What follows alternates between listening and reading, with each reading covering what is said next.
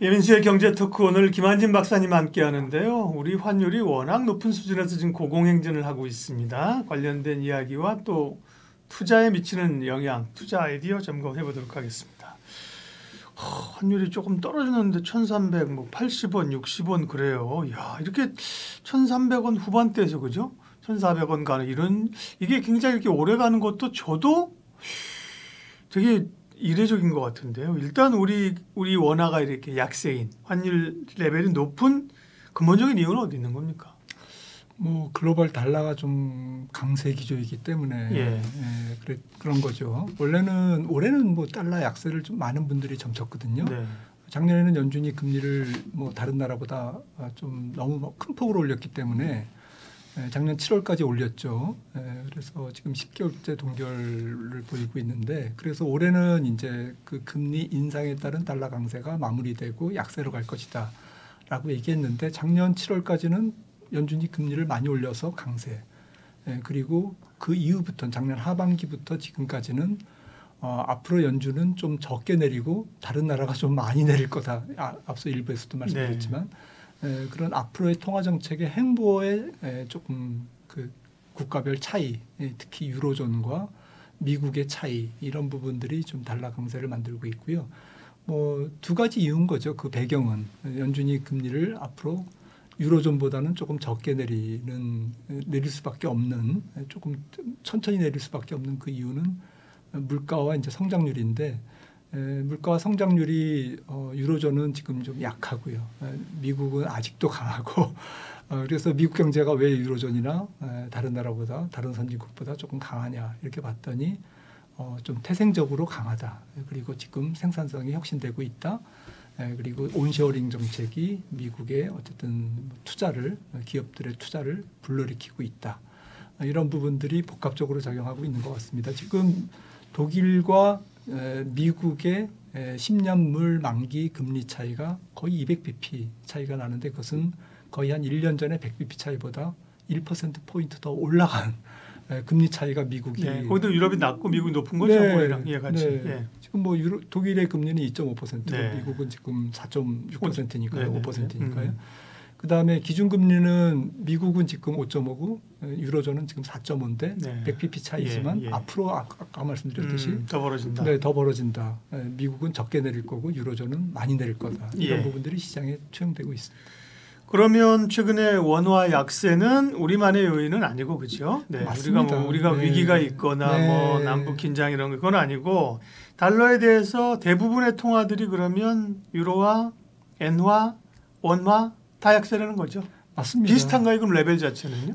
엔화가 제일 많이 폭락했고요. 엔달러가 지금 많이 올랐지 않습니까? 근데 그 이유는 이제 그 우리나라 환율이 특히 조금 세계적으로 좀 엔화에 조금 많이 연동돼서 지금 거의 엔화랑 거의 붙어 다니는 것 같아요. 맞아요. 네. 그래서 이런 거는 뭐 붙어 다닐 필요가 없는데 지금 붙어 다니는 이유가 아마도 저도 잘 모르겠습니다. 외국인들 해외 자금들의 입장에서는 동북아 국가들이 이제 좀 국제 교육도 의존도가 높고 그러다 보니까 이제 한 울타리를 보는 것 같아요. 위안화하고 엔화를. 그래서 위안화하고 엔화가 지금 약하기 때문에 원화도 덩달아 조금 약한 성향이 있고요.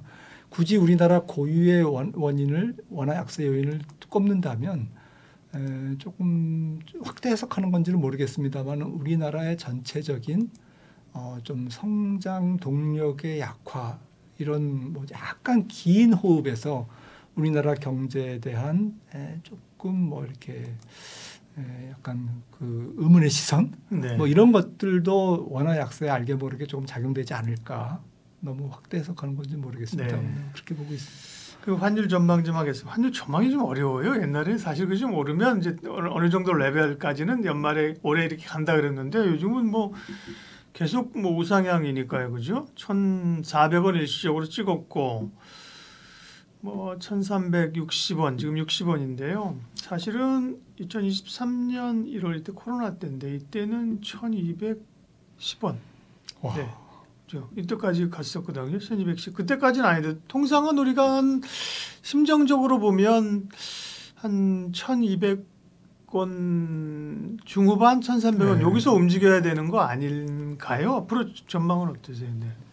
저는 조금 옛날로 돌아가긴 어려울 것 같아요. 결론적으로 그러니까요. 말씀드리면 엔화도 137엔 정도가 좀 한 140엔 살짝 낄 수는 있는데 네. 그 이하로 가기는 좀 어려울 것 같다라는 생각이고 원달러도 한 1,300원 초반대 그 정도는 뭐 한 1,300원 정도는 네네. 갈 수 있지만 1,200대를 후반으로 조금 가기에는 만만치 않은 좀 저항이라고 그럴까요? 이런 게 좀 있을 거라고 생각을 합니다. 그렇게 보는 이유는 네.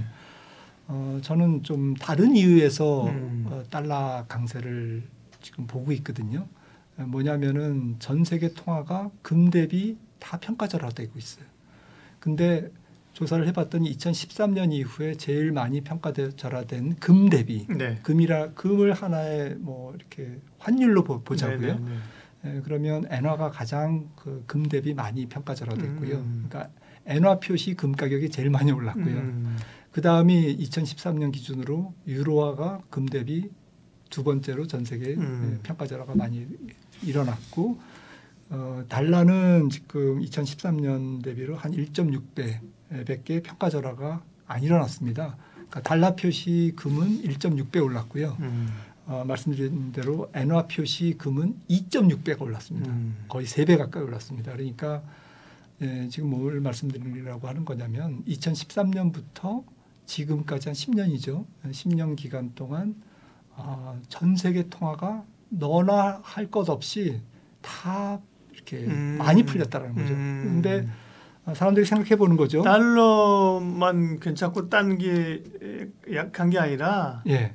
금에 비교하면 달러까지 포함해서 다 약한데 네. 전 세계가 너무 이제 재정 정책도 예. 이제 완화적으로 하고 통화 정책도 그렇죠. 완화적으로 갔는데 네, 네. 지금 생각해 보는 거죠. 네, 네. 끝까지 외환적으로 안정된 국가가 어느 국가일까? 막말로 말씀드리면 미국은 외환 위기가 일어날 확률은 0%입니다. 네. 찍어내면 되는 네. 거죠. 다른 나라는 위험할 수 있어요. 네. 그래서 이런 측면에서 환율 시장이 누가 못났냐라는 게임에서 그러니까. 달러가 제일 적게 못났다. 예. 말이 이상하네. 달러가 제일 그래도 괜찮다, 네. 안전하다라는 거죠. 그러니까 달러가 강세 기조를 앞으로도 조금 장기간 유지할 가능성이 높기 때문에 달러 반대쪽에 있는 네. 환율이 약간 뭐 변동은 있겠죠. 약간 살짝 강세로 갔다가 또 이렇게 왔다 갔다 하겠지만 기본적으로 옛날 같이 이렇게 조금 완전히 뒤집어지는 이렇게 추세적으로 달러가 약한 국면은 적어도 한 올해까지는 혹은 뭐 내년까지는 좀 어렵지 않을까 이렇게 생각하고 있습니다. 네. 말씀하신 것처럼 전 세계가 뭐 돈을 풀었기 때문에요. 그리고 이제 풀 수밖에 없었던 이유가 이제 코로나가 있었고요. 맞습니다. 네. 그러면서 통화 가치가 다 떨어진 건데요. 네. 달러에 비하면 이제 더 떨어졌는데 달러까지 묶어서 뭐 금에 해보니까 같이 떨어졌다는 얘기 인사이트가 있습니다. 그러면 금을 살까요? 비트코인을 사야 되나요? 그런데 그렇게 했는데 금도 물론 많이 올랐지만 그렇다고 금이 아주 상당히 스탠다드로 견고하고 투자자로서 막 각광받고 뭐 또 그렇지도 않은 거예요. 자산으로서는 아마 작년에 제일 많이 오른 게 비트코인일걸요. 네. 네. 대답을 해주세요. 금을 사야 되는지 비트코인을 사야 되는지.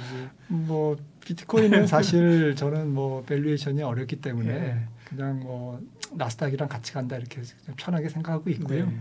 돈이 많이 풀렸으니까 거액 자산가들이 자산 포트폴리오의 뭐 일부분을 대안화폐로서의 비트코인을 좀 선호할 수는 있다. 네. 그래서 장기적으로는 나쁘지 않다라는 정도고요. 금은 앞서 말씀드렸듯이 이미 이제 고삐가 풀린 많은 통화의 증발이 앞으로도 금 가격은 계속 위쪽으로 방향을 올릴 거다라고 생각을 하고 있어서 뭐 한 10년 지나고 나면 금 가격이 지금보다 한 50% 내지는 뭐 그 이상 심지어는 2배 가까이 올라갈 수도 있다고 생각을 하는데 사실 일반인들이 저도 그렇습니다만 투자를 하기 어려운 거는 금은 이자를 안 주지 않습니까? 그래서 많이 못 해요. 문제는. 그리고 조금 이거는 긴 게임이에요. 금은 지금 최근에 많이 뭐 단기간에 많이 움직여가지고 약간 코인하고 금을 이렇게 동급으로 놓는데 예. 금은 이렇게 뒤돌아보니까 이렇게 많이 올랐어 이렇게 그냥 알게 모르게 오르는 자산이지 이게 암호화폐처럼 이렇게 뭐 이렇게 변동성이 큰 자산은 아니라고 저는 생각을 하고 있거든요. 그래서 이거는 시간과의 싸움이고 좀 긴 호흡에서 5년, 10년 이렇게 가져가실 분들은 뭐 나쁘진 않다 이런 정도로 말씀드릴 수 있겠습니다. 네. 또 비트코인도 워낙 레벨이 높아가지고요. 7만 달러 갔다 6만 달러 가는데 보니까 $10,000 계산하면 우리 돈으로 1,300만 원이잖아요. 그러니까 그죠? 굉장히 가격 자체가 높아져가지고요. 다시 좀 돌아와서 그러면 외환시장 점검했는데 어쨌든 당분간은 달러의 적어도 상대적인 강세, 그 여타 통화 약세고 우리 원화도 이제 약세잖아요. 거기서 얻을 수 있는 시사점이나 투자 아이디어는 어떤 걸까요? 예전처럼 뭐 우리나라 통화만 약할 때는 뭐 수출 관련주들이 일단 뭐 굉장히 도움을 받았는데 네. 환율에 이제 그런 상황은 아닌 것 같고요. 다른 나라 통화도 이제 달러 대비 다 같이 약세이기 때문에 그래서 뭐 약간 등식화해서 원화가 약세니까 뭐 무조건 수출 관련주. 물론 수출 관련주 중에 정말 뭐 수출이 잘 되는 기업도 있죠. 그런 기업들은 물론 이제 찍어서 사야 되겠지만 이렇게 뭐 일괄해서 이렇게 보기는 좀 어렵다라는 거고요. 두 번째는 이제 외국인들이 이제 달러가 약간 강세 내지 강보합 혹은 떨어지더라도 달러가 조금 떨어지는데 주춤거림이 있다, 한계가 있다 이렇게 이제 그런 마인드를 갖고 접근하다 보면 우리나라 시장에 이렇게 좀 이렇게 저인망식으로 접근하기는 어려울 것 같아요. 그러니까 반도체가 좋으면 삼성전자나 SK 하이닉스를 찍어서 살 수는 있지만 그러니까 자금이 물밀듯이 우리나라로 들어오긴 좀 어렵다는 거죠. 환율 여건이 원 달러가 그렇게 아주 강세 기조로 가기는 좀 어렵겠는데 이제 한계가 있겠는데 이렇게 인식하는 글로벌 펀드 자금들이 많다라고 저는 생각을 하고 있기 때문에 외국인들이 수급적인 측면에서 우리나라 수급을 외국인 주도로 그렇게 크게 끌어올릴 수 있는 힘은 상반기보다는 하반기에 그렇게 큰 건 아니다. 앞으로도 좀 길게 봤을 때 그렇게 외국인들의 큰 도움을 받기는 어렵다. 이런 부분들은 조금 부정적인 해석이고요. 그리고 환율 시장이랑 조금 무관한 그러한 기업들이 오히려 조금 주식시장에서 좀 실적도 좋고 주가도 탄력이 있지 않을까라는 생각을 하고 있습니다. 사실 미국도 사실 달러 강세 때문에 미국 입장에서는 해외에 수출하는 기업들이 달러 때문에 조금 고전하는 기업들이 있는데요. 거기에 반해서 AI라든지 뭐 이제 환율 영향을 거의 안 받고 독보적인 지배력을 갖고 이렇게 좀 성장하는 그런 기업들은 주가가 굉장히 가볍게 움직이고 좀 시장에서 이렇게 수급이 좋지 않습니까? 그런 쪽에서 아이디어를 찾는다면 환율에 조금 무관한 주식, 환율 그거에 연연해 하지 않고 일단 뭐 잘 팔려 뭐 그런 수요가 많아 이런 섹터 쪽에 조금 더 초점을 두시는 게 좋지 않을까 생각을 합니다. 네. 그 얼마 전에 스케줄 보다 보니까 지금 미국 재무부에서 나오는 환율 보고서 이런 거 옛날에 분기마다 한 번인가 나왔잖아요. 네. 과거에는 오면 이제 여타 통화들이 워낙 약세로 가면서 자국 좋게 그죠. 그래서 뭐 환율 조작국 지적하고 지정하고 지금은 뭐 그냥 자체적으로 그냥 어떤 힘의 균형에서 약세로 가버리니까 그죠. 좀 조작하기를 바랄 건데 지금 그러니까요. 일본 뭐 개입했지 않습니까? 참 이게 옛날 얘기가 돼버렸습니다. 네. 그런 거 보면 또 하나만 좀 약간 여담식으로 중국은 사실 그런 위안화를 국제화하려고 상당히 노력을 했었잖아요. 주변국들에게 채권도 주고 막 이러면서 그렇죠. 그러면서 이제 미국과의 어떤 글로벌 통화 패권 전쟁 이런 것도 좀 있었거든요. 물론 거기 한 축으로는 지금 가상화폐나 이런 또 이 통화의 디지털화 뭐 이런 것도 있어요. 그런 거 관련해서 조금 뭐 생각하거나 인사이트가 있으면 좀 주세요. 그냥 뇌피셜인데 중국 그 정부 공산당은 장기적으로는 지금 말씀하신 위안화의 패권을 노리겠죠. 그런데 위안화의 패권이 뭐 위안화 독립적으로 패권이 존재하는 게 아니고 경제력을 기반으로 해서 존재하기 때문에 중국의 경제력이 여기서 한 단계 더 테이크오프 이렇게 올라서려면 중국은 지금 올해 내년에 무엇을 해야 할까? 중국 지도부는 그런 측면에서 올해는 구조조정과 부채조정을 좀 확실하게 하고 가겠다라는 생각을 하고 있을 것 같아요. 왜냐하면 장기적으로 미국에 대항하기 위해서는 그리고 뭐 AI를 비롯한 첨단 산업 쪽에서 4차 산업 쪽에서 미국과 패권 경쟁을 하려면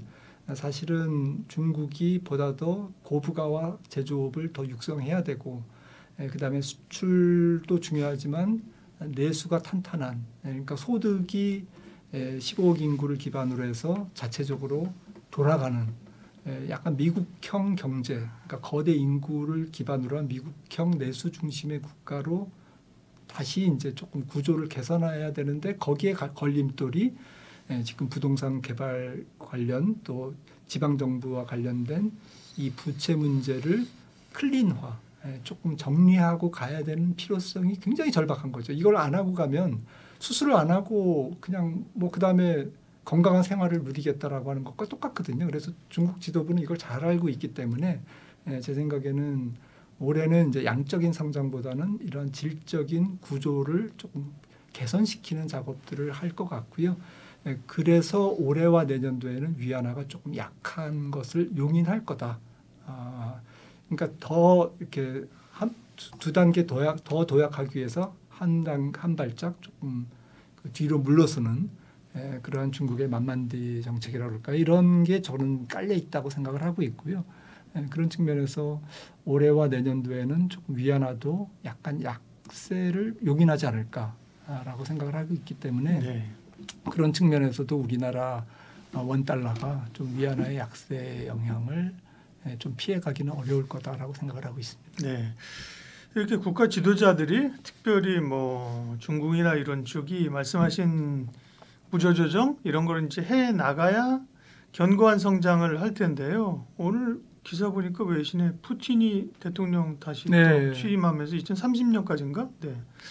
시 주석도 2030년까지 아니에요. 지금 어떻게 그런 구조조정이나 이런 게 아니라 어떻게 하면 계속해서 정권 연장을 하면서 계속 장기 집권을 할까 뭐 이런 생각들만 빅브라더들이 하는 것 같아요. 그렇죠. 네. 그거는 뭐 체제 문제고 약간 뭐 전 세계 저기에서는 좀 완전히 이단화 비슷하게 이렇게 되고 있는데 사실은 뭐 시주석이 너무 제가 이렇게 시주석 생각을 너무 이렇게 지레짐작하는 건지 모르겠습니다만 장기 집권하려면 경제가 안정돼야 되고 미국과의 패권에서 조금 이렇게 밀리는 모습을 보여주면 안 되는 거거든요. 그러려면 지금 뭘 해야 되는지. 그래서 아까 그런 취지에서 좀 지금은 이거를 다지고 가는 그런 전략을 아마 중국 지도부가 조금 하고 있지 않을까라고 생각을 합니다. 중국 얘기는 여기까지 하겠습니다. 더 하게 되면 이제 나중에 박사님이나 중국이나 홍콩 못 들어갈 수 있어요. 다 검열 안 되잖아요. 취소하시겠습니까? 발언한 거? 삭제해드릴까요? 뭐 안 가고 말죠. 뭐. 예, 유동치는 외환시장 시사점과 투자 아이디어 정리해봤습니다. 고맙습니다. 네, 감사합니다.